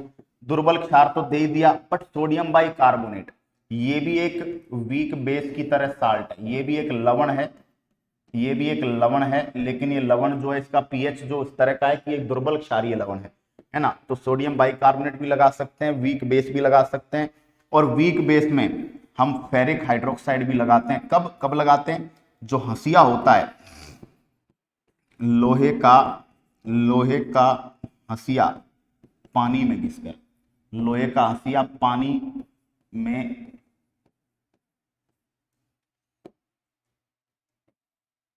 समझने की कोशिश करना। गांव में आपने देखा होगा, गांव में जब जो औरतें होती हैं या कोई भी व्यक्ति खेतों में अगर काम कर रहा है, उसको मधुमक्खी ने काट लिया, तो वो क्या करते हैं? जो हंसिया होता है उसको एक पत्थर पे हल्का सा पानी की बूंदे डाल के उस पत्थर पे घिसते हैं। पत्थर पे घिसते हैं ना, तो एकदम एकदम एकदम रेड रेड सा एक वो बन जाता है, एक लिक्विड सा, एक जेल सा तैयार होता है, जेल के जैसा। उसको लगा के और उसको वहां पे लगा लेते हैं, उससे राहत मिलती है, सूजन कम आती है ना। क्यों? क्योंकि वो क्या बन गया? वो पानी के साथ जब आप आयरन को घिस रहे हो तो वहां पे फेरिक हाइड्रोक्साइड बनता है। फेरिक हाइड्रोक्साइड बनता है, वो क्या है? वो एक वीक बेस है, वो एक दुर्बल क्षार है। और दुर्बल क्षार उस एसिड को न्यूट्रल करने में क्या करता है? मदद करता है बच्चों। तो आंसर क्या बन जाएगा? B and C is the correct answer is the. ठीक है, वेरी गुड, प्यारे प्यारे क्वेश्चंस। सही मिलान छांटिए, ये तो भैया बहुत डेंजर चीज है, ये क्वेश्चन आपको याद भी रखना है। प्रबल अम्ल बिल्कुल नाइट्रिक एसिड प्रबल अम्ल है, सल्फ्यूरिक एसिड प्रबल अम्ल है, फ्लोरो सल्फ्यूरिक एसिड बिल्कुल प्रबल अम्ल है, but HF is weak acid, weak दुर्बल है। ठीक है, नाइट्रिक एसिड के साथ HBr HCl ये भी स्ट्रॉन्ग है, लिख लीजिएगा। वीक एसिड में बेंजोइक एसिड हो गया, एसिटिक एसिड हो गया, हाइड्रोक्लोरिक एसिड हो गया, हाइड्रोक्लोरिक एसिड नहीं, सिट्रिक, HF, इनको लिखो। ठीक है, स्ट्रॉन्ग बेस सोडियम हाइड्रोक्साइड बिल्कुल स्ट्रॉन्ग बेस है, पोटेशियम हाइड्रोक्साइड स्ट्रॉन्ग बेस है, but ammonium hydroxide NH4OH strong base नहीं है। ठीक है, अब उसका वीक बेस अमोनियम हाइड्रोक्साइड बिल्कुल वीक है, मैग्नीशियम हाइड्रोक्साइड बिल्कुल वीक है, जिंक हाइड्रोक्साइड बिल्कुल वीक है, करेक्ट है। ठीक है, तो यहां से कैटेगराइज आप कर सकते हैं, कैटेगराइज कर सकते हैं। मैं अलग से लिखवा भी देता हूं आपको, एक बार मैं अलग से लिखवा देता हूं आपको ताकि याद रहे, जो एग्जाम में आते हैं, एग्जाम पॉइंट ऑफ व्यू से जरूरी है। स्ट्रॉन्ग बेस, स्ट्रॉन्ग बेस देखिएगा, HCl hydrochloric acid, hydrobromic acid, H2SO4 sulphuric acid, nitric acid, fluorosulphuric acid, HFSO3, these are strong. क्या यार बेस लिख दिया, स्ट्रॉन्ग एसिड है भाई, है ना, strong acid. Weak acid, weak acid, acetic अम्ल, फॉर्मिक अम्ल, सिट्रिक अम्ल, hydrofluoric acid, carbonic acid H2CO3, benzoic acid. Weak है। स्ट्रॉन्ग बेस की बात करिए, स्ट्रॉन्ग बेस दो नाम याद रखना, NaOH, KOH। Weak base ammonium hydroxide NH4OH, Fe, ferric hydroxide, zinc hydroxide, magnesium hydroxide, है ना, ammonium hydroxide, these are weak bases. तो स्क्रीनशॉट ले लीजिएगा भैया। मैक्सिमम जो एग्जाम्स में पूछे जा रहे हैं कॉम्पिटेटिव एग्जाम्स में, वो मैक्सिमम आपके बुकलेट में मैंने नोट करवा दिया आपको। ठीक है बच्चों, याद रखिएगा। ठीक है, आगे बात करते हैं, अगला प्रश्न लपेटते हैं। क्वेश्चन नेक्स्ट पर जा रहे हैं। अमोनियम क्लोराइड किस प्रकृति का लवण है? देखिएगा, लवण का मैंने बताया था, लवण का तरीका क्या है। अमोनियम क्लोराइड पूछ रहा है आपसे। लवण का तरीका है कि अगर स्ट्रॉन्ग एसिड स्ट्रॉन्ग बेस के कारण लवण बना है तो वो न्यूट्रल साल्ट होगा, वो उदासीन लवण होगा, उसकी पीएच वैल्यू 7 रहेगी। स्ट्रॉन्ग एसिड है और वीक बेस है, तो एसिड स्ट्रॉन्ग है तो लवण एसिडिक साल्ट बनेगा, अम्लीय लवण बनेगा। और अगर वीक एसिड है स्ट्रॉन्ग बेस है तो इसका मतलब एल्कलाइन साल्ट बनेगा, क्षारीय लवण बनेगा। और अगर दोनों वीक है, वीक एसिड वीक बेस, तो इनके बीच में बहुत स्लो रिएक्शन होती है, कह सकते हैं नो रिएक्शन। अब देखिएगा NH4Cl, तो देखो अम्ल क्षार पता लगाते हैं तो NH4 के पीछे OH लगाएंगे और इधर इसके आगे H लगाएंगे। तो एक्चुअली ये दो अम्ल और क्षार जिनसे बना है उनका नाम पता चल गया हमें, NH4OH और HCl। आपको एक बात ध्यान रखनी है, आप क्या करेंगे, जो भी साल्ट होगा ना उसमें से दो चीजें अलग करेंगे, प्लस और माइनस। NH4 प्लस और Cl माइनस अलग कर लिया, प्लस के पीछे OH जोड़ दो और माइनस के आगे H जोड़ दो, ये काम करना है। NH4OH is a weak base, दुर्बल क्षार है, और HCl is a strong acid. अब अगर एसिड स्ट्रॉन्ग है बेटा, समझो मेरी बात, अगर एसिड स्ट्रॉन्ग है, एसिड स्ट्रॉन्ग है तो लवण अम्लीय बनेगा कि नहीं बनेगा? बनेगा। अब इससे ज्यादा एक टीचर क्या ही समझाए यार, है ना। बिल्कुल झमाझम कंसेप्ट आपके दिमाग में बिठा रहा हूं मैं, झमाझम थ्योरी पढ़ा दी है, बट उसके बावजूद भी क्वेश्चंस को रटा नहीं रहा हूं, समझा रहा हूं। ठीक है, अगला प्रश्न देखिएगा, किस लवण का पीएच 7 से कम होगा? अब देखिए वही बात होगी, Na2CO3 सोडियम कार्बोनेट, NaHCO3, है ना, अमोनियम क्लोराइड NH4Cl और सोडियम एसीटेट CH3COONA। वैसे तो समझ जाइए पीएच वैल्यू 7 से कम होने का मतलब है अम्लीय लवण होगा, और अभी अभी आपको बताया कि NH4Cl अम्लीय है। फिर भी ठीक है, हम बताते हैं, सबका ही बताते हैं, टेंशन मत लो, सबका बताएंगे। Na2CO3 मैंने क्या बोला था, प्लस और माइनस में तोड़ दो, Na प्लस और CO3 माइनस, बोलो ठीक है, माइनस दो, ये Na है, इसके पीछे OH माइनस जोड़ दो, ये बन गया NaOH। जो माइनस वाला है, अभी माइनस 2 है ना, तो इसके आगे 2 H प्लस जोड़ दो, बराबर करना है ना, तो ये बन जाएगा H2CO3 कार्बोनिक अम्ल। ठीक है, तो ये इनसे बना है। दूसरा NaHCO3, Na प्लस और HCO3 माइनस, एक प्लस है तो एक OH जोड़ दो, एक माइनस है तो एक H इसके आगे जोड़ दो, इधर बन गया NaOH और इधर बन गया वापस से H2CO3। इन दोनों में एक ही कॉम्बिनेशन है, क्या? स्ट्रॉन्ग बेस और वीक एसिड। अरे NaOH स्ट्रॉन्ग बेस है, कार्बोनिक अम्ल वीक एसिड है, strong base weak acid, strong base weak acid है, तो बताओ लवण कैसा बनेगा? क्षारीय लवण बनेगा, और क्षारीय लवण बनेगा तो पीएच 7 से क्या रहेगी? ज्यादा। NH4Cl को मैंने बोला था आपको, सिखा रहा हूं, रटा नहीं रहा हूं, तोड़ दो, NH4 plus Cl minus, plus वाले के पीछे OH माइनस जोड़ दो, माइनस वाले के आगे H प्लस जोड़ दो, बन गया NH4OH और HCl, weak base strong acid.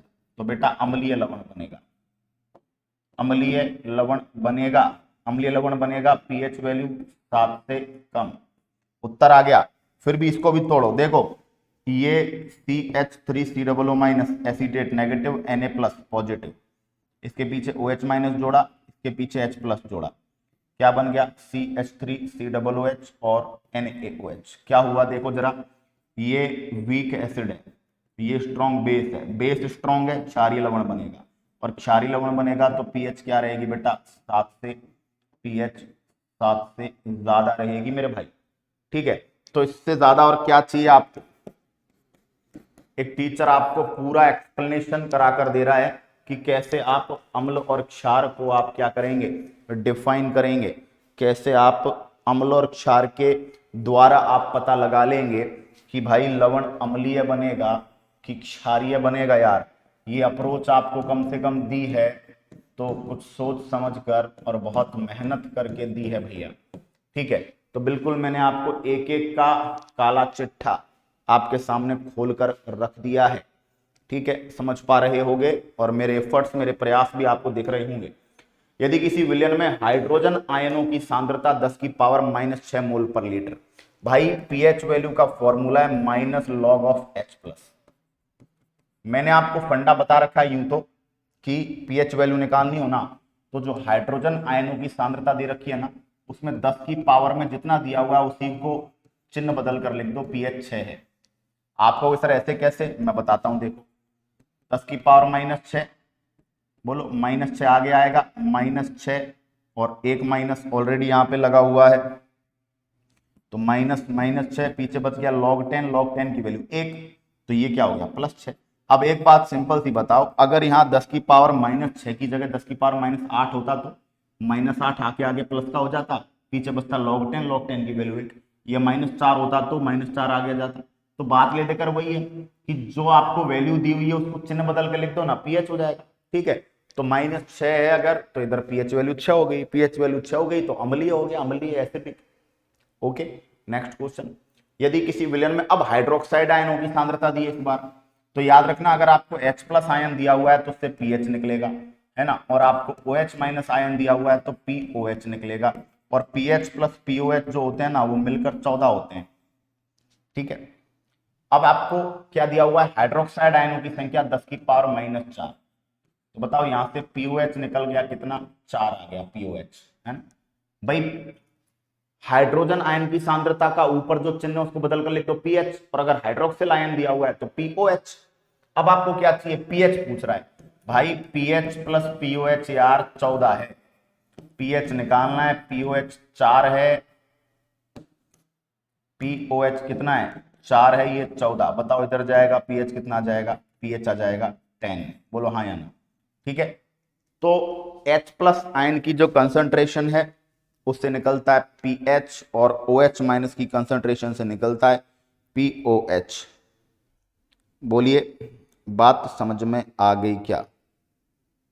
जल्दी से जल्दी बताइएगा, जल्दी से जल्दी। ठीक है, समझ पा रहे हैं क्या कहना चाह रहा हूं, क्या समझाना चाह रहा हूं? Are you getting it? ठीक है, आगे बढ़ते, आगे नेक्स्ट क्वेश्चन पे चलते हैं यार। 4 विलयन है ABCD, पीएच वैल्यूज दी हुई है, हमने क्या पढ़ा देखो, ये 0, 7, 14, हमने पढ़ा है उदासीन,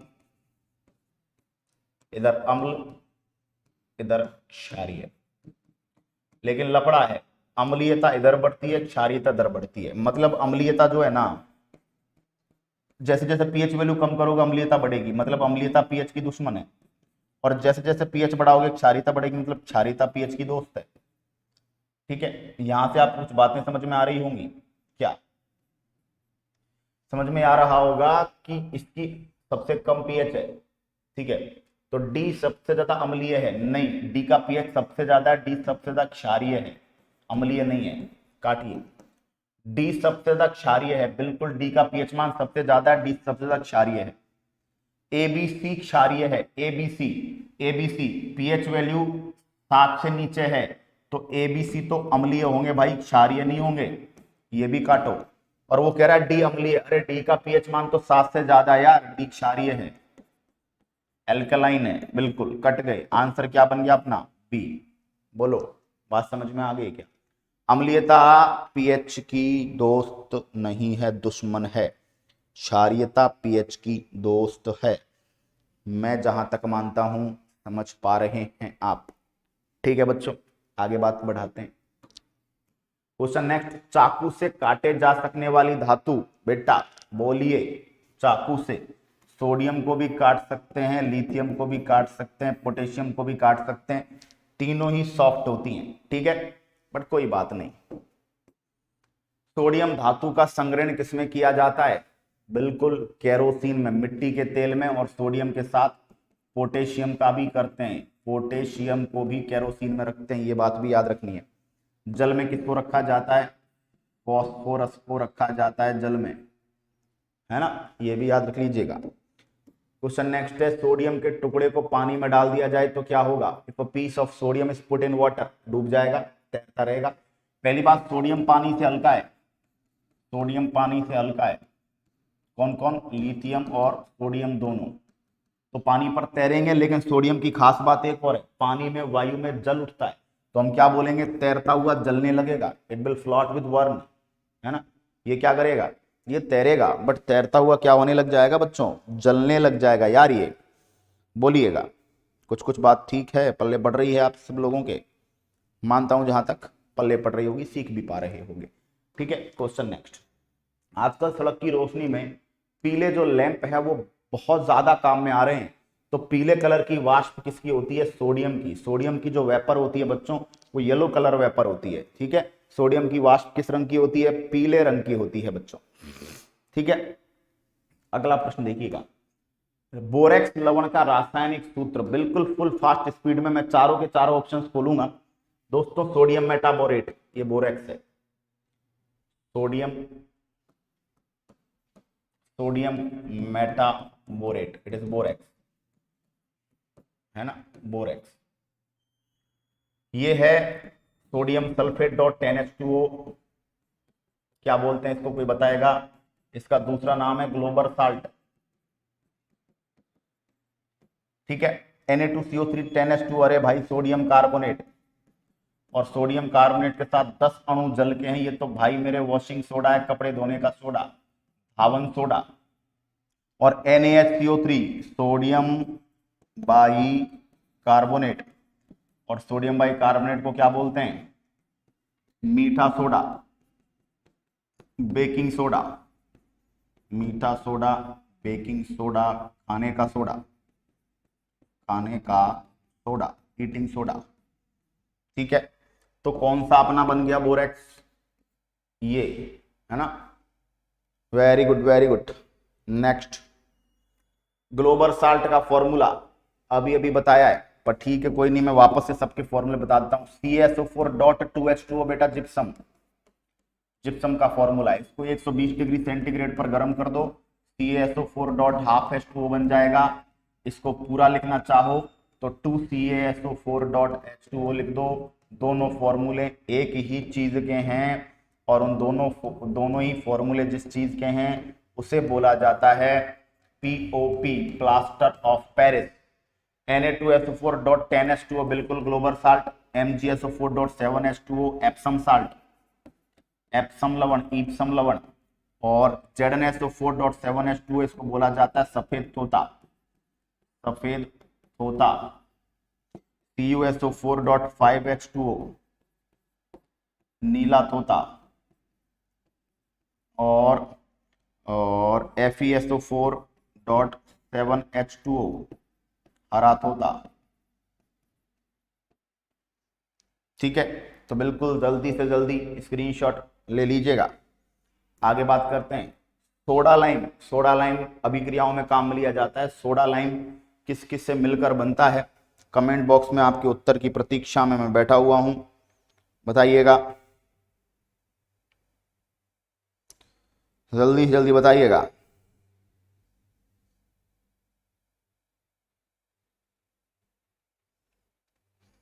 जल्दी से जल्दी,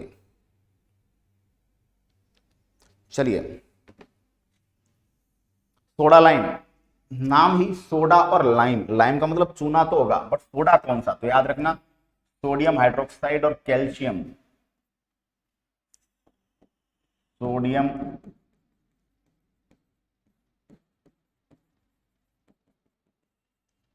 प्लस लाइम, इसको बोला जाता है सोडा लाइम। नेक्स्ट, धोने का सोडा, वेरी गुड, कपड़े धोने का सोडा, देख लीजिए ये क्या है? Global salt, Glauber salt. ये क्या है, खाने का सोडा NaHCO3 सोडियम बाइकार्बोनेट। ये है वॉशिंग सोडा, कपड़े धोने का सोडा धावन सोडा। और ये क्या है, चूने का पानी, बुझा हुआ चूना कैल्शियम हाइड्रोक्साइड। बुझा हुआ चूना स्लैक्ड लाइम, बुझा हुआ चूना क्या बोलते हैं इसको, इसको बोला जाता है calcium hydroxide. Calcium hydroxide. Is it done, बोलिएगा। तो आंसर क्या बन गया अपना, आंसर बन गया अपना, ठीक है। नेक्स्ट क्वेश्चन देखिएगा बच्चों, कास्टिक सोडा का फॉर्मूला, ठीक है। चारों ऑप्शंस को खोलते हैं। Caustic soda sodium hydroxide, caustic soda, इसका दूसरा नाम है दाहक सोडा, पेट्रोलियम के शुद्धिकरण में, कपड़े धोने का साबुन बनाने में काम आता है। सोडियम क्लोराइड, नमक को, साधारण लवण को, टेबल साल्ट को बोला जाता है सोडियम क्लोराइड। ये वही हो गया ईटिंग सोडा, खाने का सोडा, बेकिंग सोडा। और ये क्या हो गया, सोडियम कार्बोनेट। अगर इसमें 10 अणु जल के मिला देंगे तो वॉशिंग सोडा बन जाए, ठीक है। नेक्स्ट, सोडियम एल्यूमिनेट, बिल्कुल वेरी गुड। सोडियम एल्यूमिनेट की अगर हम बात करें, यहाँ पे तो फ्लोराइड पाया जा रहा है, ये NaAlO2, ये फॉर्मूला है सोडियम एल्यूमिनेट का, ठीक है। क्लियर हो गई बात यहां तक। ये सोडियम फ्लोरो एल्यूमिनेट है, ये सोडियम एल्यूमिनेट है, ठीक है। अगला, बेकिंग सोडा, अरे यार बेकिंग सोडा NaHCO3, नहीं NaHCO3, याद रखना। बेकिंग सोडा में जब टार्टरिक अम्ल मिलाते हैं, बेकिंग सोडा में जब टार्टरिक एसिड मिलाते हैं तो बनता है बेकिंग पाउडर। बेकिंग सोडा में टार्टरिक एसिड जब मिलाया जाता है तो बनता है बेकिंग पाउडर। क्या बनता है बताइएगा, baking powder. Question next, hypo, very very good. Hypo hypo hypo, दोस्तों हाइपो जो होता है, हाइपो जो होता है ये नेगेटिव फोटो को पॉजिटिव फोटो में कन्वर्ट करता है। जो भूत वाली फोटो आती थी ना पहले, आप फोटो खिंचाने जाते थे तो एक फोटो भूत वाली मिलती थी आपको, उसको बोलते नेगेटिव, उसको पॉजिटिव में कन्वर्ट करने में क्या काम आता है, हाइपो, है ना। और हाइपो का फॉर्मूला Na2H2O3.5H2, इसको बोला जाता है सोडियम थायोसल्फेट, सोडियम थायोसल्फेट, है ना। और ये क्या करता है, फोटो पर एक परत चढ़ी होती है, इसका नाम है AgBr, फोटो से AgBr की लेयर हटाता है, फोटो से सिल्वर ब्रोमाइड की परत को क्या करता है, हटाता है, इसको बोला जाता है हाइपो, सोडियम थायोसल्फेट, है ना, ठीक है। अगला प्रश्न सीखते जाइए। साधारण नमक का अणु सूत्र, यार ये तो बहुत ही सिंपल है। साधारण नमक का फॉर्मूला CnACl, ठीक है। साधारण नमक का रासायनिक नाम, ये भी हर कोई बता देगा, सोडियम क्लोराइड। क्वेश्चंस कुछ सिंपल भी हैं, कुछ अच्छे भी हैं। फोटोग्राफी में सामान्यतः प्रयोग आने वाले हाइपो का रासायनिक नाम सोडियम थायोसल्फेट। चलो AgNO3 बता देता हूं, सिल्वर नाइट्रेट। AgNO3 को चुनावी स्याही बोला जाता है, वोटर्स इंक बोला जाता है, अमिट स्याही बोला जाता है, ठीक है। Silver iodide AgI, silver iodide का यूज कृत्रिम वर्षा में किया जाता है, कृत्रिम वर्षा। सोडियम नाइट्रेट का फॉर्मूला NaNO3 है, ठीक है। सोडियम थायोसल्फेट अभी अभी बता ही दिया था आपको। निम्नलिखित में से सुक्रोज की तुलना में सबसे ज्यादा मीठा, बेटा ये चारों जो हैं ये कृत्रिम मधुरक हैं, कृत्रिम मधुरक, आर्टिफिशियल स्वेटनर्स हैं, कृत्रिम मधुरक है। इनसे 0 कैलोरीज मिलती है एनर्जी। कितनी एनर्जी मिलती है, 0 कैलोरी ऑफ एनर्जी, है ना। जनरली जो डायबिटिक पेशेंट होते हैं उनको मीठा खाने से मना किया जाता है, लेकिन उनके भोजन को मीठा करने के लिए क्या मिलाया जाता है, वहां पर कृत्रिम मधुरक लगाए जाते हैं। सुक्रोज C12H22O11, सुक्रोज को बोलते हैं चीनी, व्यापारिक शर्करा, टेबल शुगर, ठीक है। तो सुक्रालोज जो है ये सुक्रोज से 600 गुना ज्यादा मीठा है। एलिटेम 2000 गुना ज्यादा मीठा है लगभग। एस्पार्टिन जो है ये आपके लगभग 100 गुना ज्यादा मीठा है। और सैकरीन 550 गुना ज्यादा मीठा है। ये NCERT 12th क्लास का डेटा है ना। तो सबसे मीठा जो मधुरक है वो अकॉर्डिंग टू NCERT एलिटेम है ना। सबसे मीठी प्राकृतिक शर्करा तो फ्रक्टोज है, वो भी आप जानते होंगे, ठीक है। प्रश्न नेक्स्ट, कृत्रिम मधुरकों के प्रति ग्राम द्रव्यमान से कितनी ऊर्जा मिलती है। मैंने बोला था 0 कैलोरी, नो मेटाबॉलिज्म, भोजन को मीठा नहीं करते, है ना। केवल भोजन को मीठा करते हैं केवल, लेकिन बॉडी में इनका कोई मेटाबॉलिज्म नहीं होता, बॉडी में इनका कोई उपापचय नहीं होता।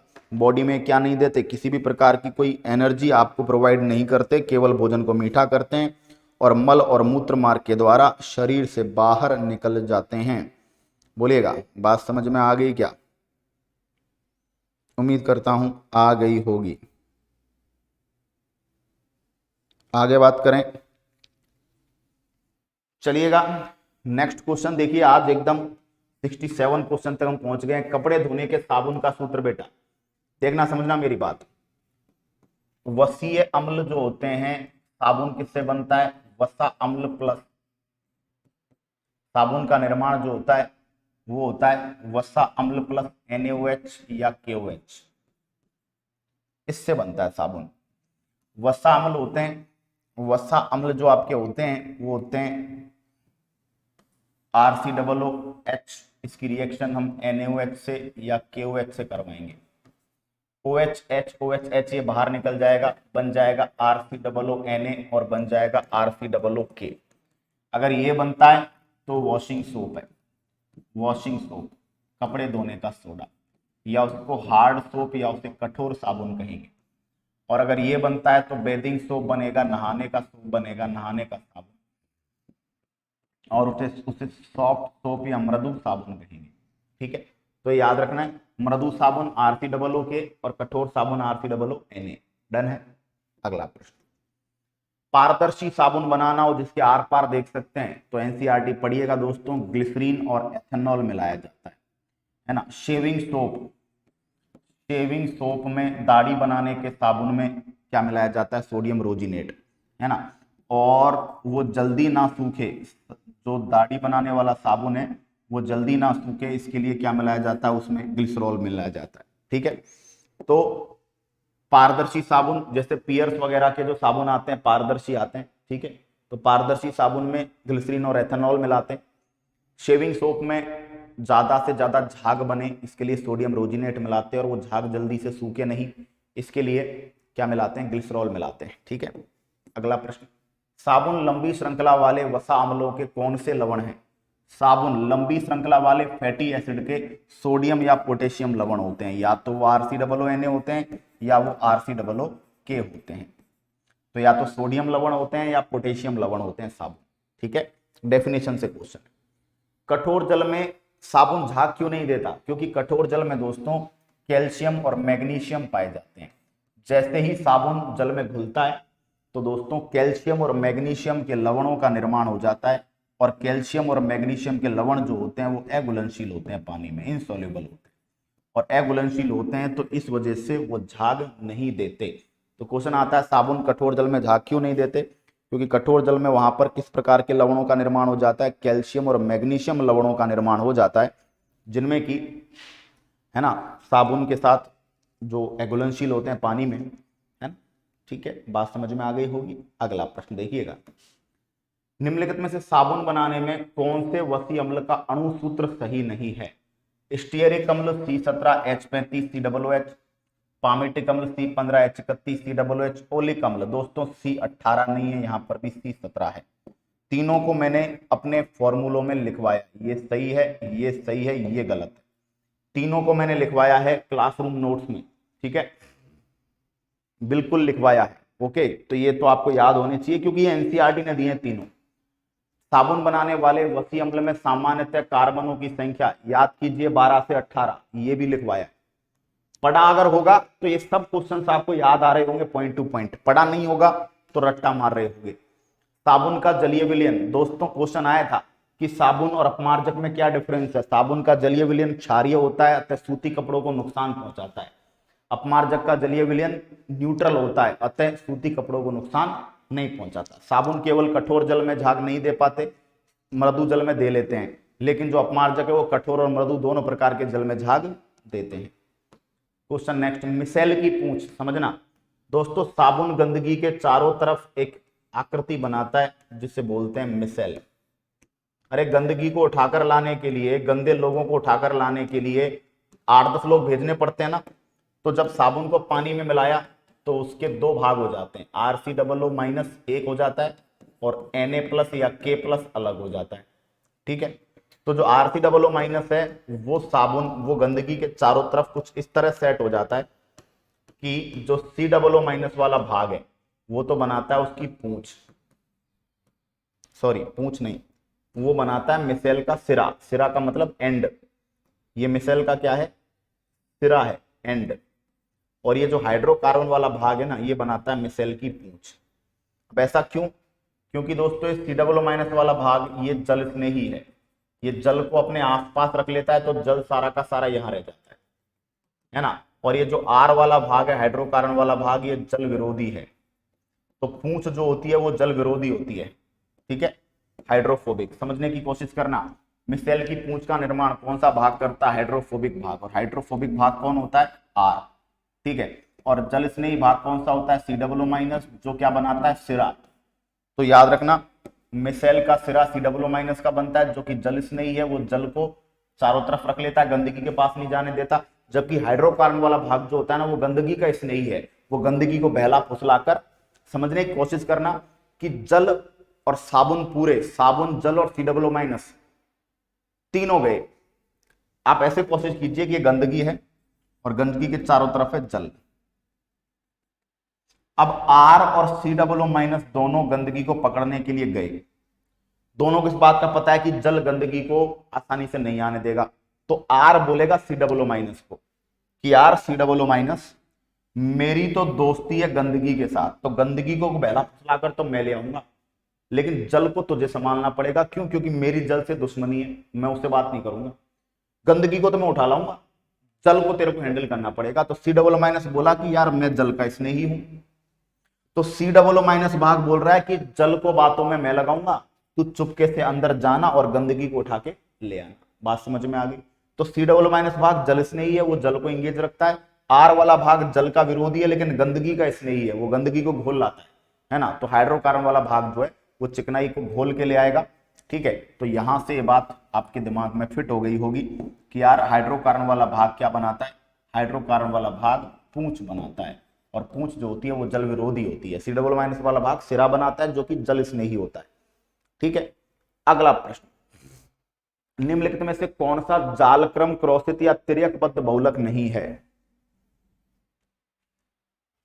दोस्तों बहुलक संरचना के आधार पर तीन प्रकार के होते हैं, रेखीय, रेखीय में PVC, उच्च घनत्व पॉलीथीन, हाई डेंसिटी पॉलीथीन, ये रेखीय में आते हैं। शाखित बहुलक में एक एग्जाम्पल है लो डेंसिटी पॉलीथीन, निम्न घनत्व पॉलीथीन। और उसके बाद क्रॉसित या तिर्यकबद्ध या जालक्रम बहुलक, इसमें आ जाता है बेकेलाइट मेलामीन, बेकेलाइट मेलामीन। बहुलक के वर्गीकरण को पढ़ना, संरचना के आधार पर बहुलक के प्रकार पढ़ना, सब समझ में आ जाएगा। तो पॉलीथीन नहीं है, ये भी है, ये भी है, ये भी है, बट पॉलीथीन नहीं है, तो आंसर क्या बन जाएगा आपका, डी बन जाएगा बच्चों, ठीक है। अगला प्रश्न करते हैं, कौन सा शाखित पॉलीमर है? तो निम्न घनत्व पॉलीथीन किस प्रकार का पॉलीमर है, शाखित पॉलीमर है। उच्च घनत्व पॉलीथीन रेखीय है, और PVC भी कैसा है, रेखीय है, ठीक है। तो आंसर हो गया बी, अभी अभी समझाया था। क्वेश्चन नेक्स्ट, निम्नलिखित में से कौन सा कृत्रिम बहुलक से संबंधित नहीं है? कृत्रिम, क्लोरोप्रीन, नियोप्रीन, आइसोप्रीन, ब्यूनाइस, ये रबड़ के टाइप है। आइसोप्रीन प्राकृतिक रबड़ है, नेचुरल, जबकि क्लोरोप्रीन जो है वो नियोप्रीन से बनता है, ये आपका कृत्रिम है ना, नियोप्रीन आपका कृत्रिम है ही। ब्यूनाइस और ब्यूनाइन ये भी कृत्रिम है। तो रबड़ के टाइप जब आप पढ़ोगे तो आप पढ़ोगे प्राकृतिक रबड़ आइसोप्रीन का बहुलक है, जो कि फाइकस इलास्टिका, जो ब्राजील का पौधा है ना, उस पौधे के लेटेक्स से, उस पौधे के, है ना, जो लेटेक्स होता है उसमें कट लगाते हैं तो उससे जो दूध सा निकलता है उससे प्राप्त होता है, ठीक है। निम्नलिखित में से कौन सा प्रत्यास्थ बहुलक का उदाहरण है? प्रत्यास्थ बेटा इलास्टिक, इलास्टिक में आता है रबड़, और अभी अभी आपको बताया है ब्यूनाइस रबड़ है, नियोप्रीन रबड़ है, आइसोप्रीन रबड़ है, ब्यूनाइन भी रबड़ है। क्लोरोप्रीन बनता है नियोप्रीन से, या नियोप्रीन बनता है क्लोरोप्रीन से, ये भी रबड़ है। तो सारे के सारे रबड़ जो होते हैं वो कैसे पॉलीमर होते हैं? इलास्टिक पॉलीमर होते हैं, प्रत्यास्थ होते हैं, है ना। प्रत्यास्थ बहुलक जो होते हैं वो क्या हो सकते हैं बताइए? वो इजीली चार प्रकार के बहुलक पढ़ाए थे, प्रत्यास्थ, ताप सुघट्य, ये बलों के आधार पर, अंतराणविक बलों के आधार पर, रेशे और ताप दृढ़, इंग्लिश की बात करूं, इलास्टिक, थर्मोप्लास्टिक, इनको ताप देकर किसी भी आकार में ढाल सकते हैं। रेशे फाइबर और ताप दृढ़ को बोला जाता है थर्मोसेटिंग पॉलीमर। प्रत्यास्थ की बात करें तो रबड़ प्रत्यास्थ बहुलक में आता है। ताप सुगठ की बात करें तो पीवीसी, पॉलीथीन, पॉलीस्टाइरीन, टेफ्लॉन, ये सब प्लास्टिक के टाइप हैं। फाइबर की बात करें तो दो टाइप के फाइबर है, पॉलीएमाइड, पॉलीएस्टर। पॉलीएमाइड में आता है नाइलॉन, अगला है पॉलीएस्टर। पॉलीएस्टर की बात करें तो पॉलीएस्टर में आता है टेरिलीन। ठीक है। ताप दृढ़ की बात करें, इनको ताप देकर आप किसी भी आकार में ढाल नहीं सकते। Bakelite, urea formaldehyde resin, urea resin, ये कैसे होते हैं, बहुत स्ट्रॉन्ग होते हैं। तो अंतराणविक बलों के आधार पर जब आप जमाएंगे तो आप इस तरीके से इनका कैटेगराइजेशन कर सकते हैं। ठीक है। तो ये types of polymer on the basis of intermolecular forces, अरे अंतराणविक बलों के आधार पर बहुलकों के प्रकार हैं ये। ठीक है। अगला क्वेश्चन 80, थर्मोसेटिंग, अरे अभी अभी बताया था ताप दृढ़। बेकेलाइट, जिसको आप ताप देकर किसी भी आकार में ढाल नहीं सकते। बिजली के स्विच, बर्तनों के हत्थे, कॉम्पैक्ट डिस्क आदि बेकेलाइट की बनी होती है बच्चों। ठीक है, बात समझ में आ गई क्या? तो 80 क्वेश्चंस हमारे हो चुके भैया। 80 क्वेश्चंस पर जाकर आज सेशन को कर रहे हैं समाप्त। 1.5 घंटे का सेशन लगभग हुआ है, लेकिन 80 क्वेश्चन फुल फास्ट स्पीड में, क्योंकि आज बातचीत नहीं हुई तो 2 घंटे का काम 1.5 घंटे में हो गया। बाकी क्वेश्चंस का एक्सप्लेनेशन प्रॉपर दिया है, किसी भी चीज को डायरेक्ट रट्टाफिकेशन के थ्रू आप तक नहीं पहुंचाया। मुझे जहां तक लगता है मजा आ गया होगा आज के सेशन में, बिल्कुल सीधी बात, नो बकवास। ठीक है, परीक्षा एप्लीकेशन पर जाइए, फ्री में प्रैक्टिस करना चाहते हैं, मोबाइल नंबर डालिए, अपनी एग्जाम सेलेक्ट कीजिए और प्रैक्टिस कोच नाम का ऑप्शन होम पेज पे मिलेगा, नीचे नीचे कॉर्नर में प्रैक्टिस कीजिए टॉपिक वाइज आराम से, बढ़िया। ठीक है। और आप सभी को, आप सबके परिवारों को दीपावली की बहुत बहुत शुभकामनाएं। दीपावली के दिन का यानी कि कल का जो है ऑफ हो सकता है, आई एम नॉट श्योर, लेकिन हो सकता है। लेकिन उसके बाद 25 और 26 को आपकी क्लास यथावत रहेगी। टाइम जो है मैं आपको बता दूंगा, इवेंट डल जाएंगे तो आप टाइम देख लीजिएगा। अच्छे से त्योहार मनाइए, त्योहार भी मनाइए और अपनी एग्जाम का जो त्योहार आ रहा है उसके लिए भी तैयारियां कर लीजिए। उम्मीद करता हूं मेरा एक छोटा सा प्रयास आपके जीवन में कोई पॉजिटिव इफेक्ट जरूर छोड़ेगा। एग्जाम से पहले आपके कॉन्फिडेंस में सकारात्मक वृद्धि जरूर करेगा, यह मेरा मानना है। आगे बात आपसे नेक्स्ट वीडियो में करेंगे, तब तक के लिए भैया टाटा बाय बाय, जय हिंद।